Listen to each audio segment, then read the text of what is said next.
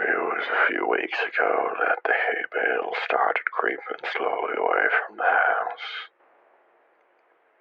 Every morning when I woke up, each moved a few hundred feet from where it was before. I assumed it was pranksters with nothing better to do, and so I ignored it. In a few days, though, the bales began to approach the boundaries of the farm. I was tired of the whole game by then and decided to move them back. Took a tedious hour to bring them all from where they were over near the house again, and by the time I was done, I was ready to snap the neck of whatever little pisson was designed to screw with me. Next morning, I found each and every one of my horses messily decapitated. The smell was what woke me up. Each one was slumped over against the side of its stall. There were no signs of the heads. Spent the rest of the day cleaning up the mess and burying the remains.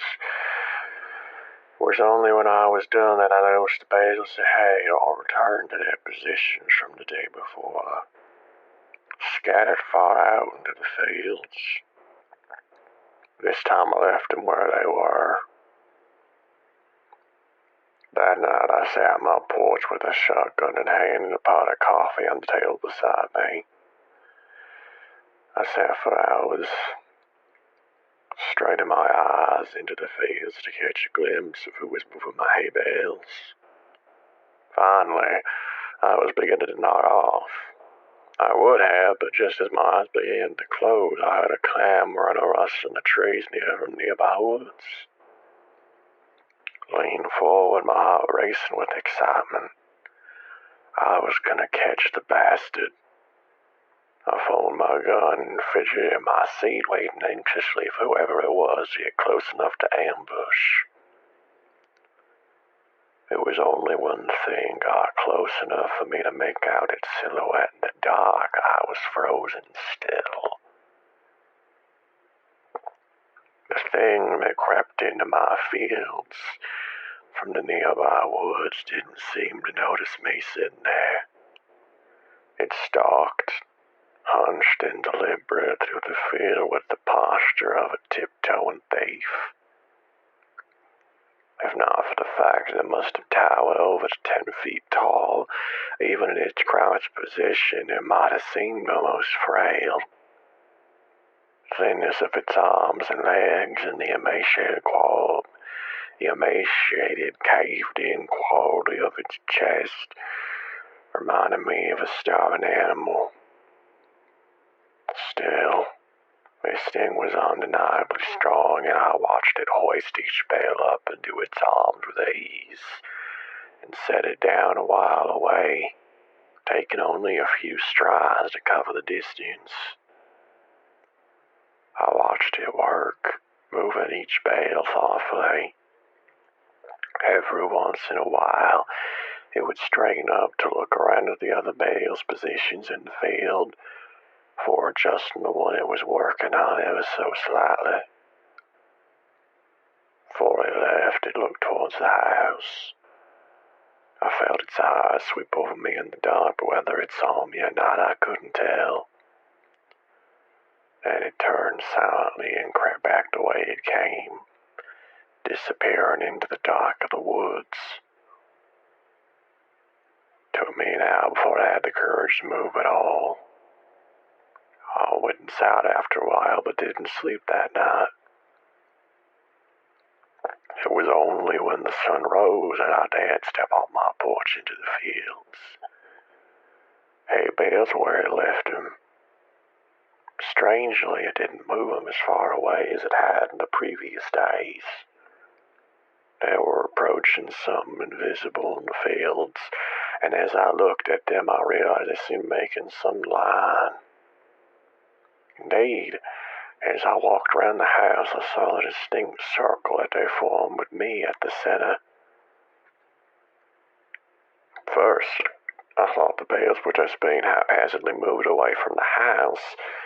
Now I could see they were instead being moved towards some boundary.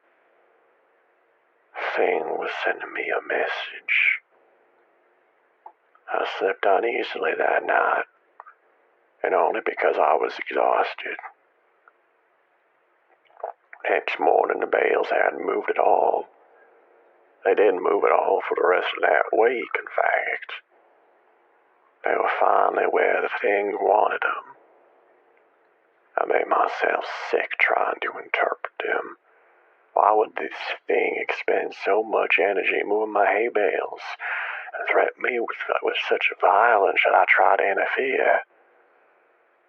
Killing my horses was just that, a threat, an intelligent threat at that. It knew what would scare me, and it knew that I understood the implications.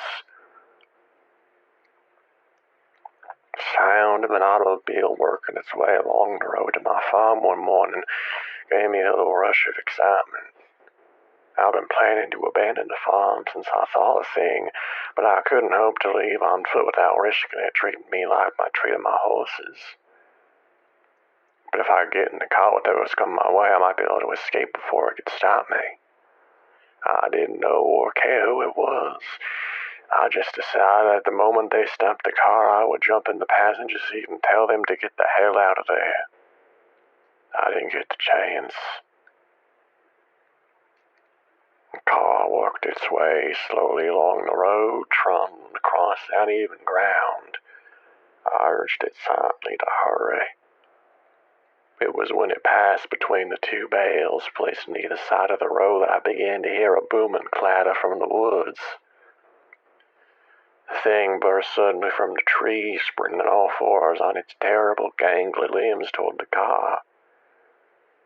Within a few seconds it was there, pouncing on that automobile like a predatory cat. Within minutes it was picking and peeling the vehicle's steel frame apart, working to get at the driver. The man, whoever he was screaming all the while, and I could hear him even over the crunching of metal and shattering of glass. It was only when the thing crushed him carelessly in its hand that the screaming stopped, tossed him away, and straightened up to look at me once again. In the sunlight I could see the inhumanity of it. It was composed of something entirely awful and alive, which was lashed together in a messy semblance of a human form. Whatever it was, it looked so polished and hard that if it wasn't for the minute writhing of the stuff, I'd think it was made of granite. The thing retreated into the woods, and I was left to my shock. My eyes wandered where the car sat, the engine still sputtering between the two of the hay bales. Suddenly the message was clear. I was this thing's captive, and I was not allowed visitors. Nothing may cross the borders it had set. I'm trapped here by the thing that stalks the fields, and it demands nothing except that I never leave. Still, I don't know if I can handle being that thing's canary. I've been thinking hard the last few days since I saw it crush that man's chest and silence him before he could finish his scream.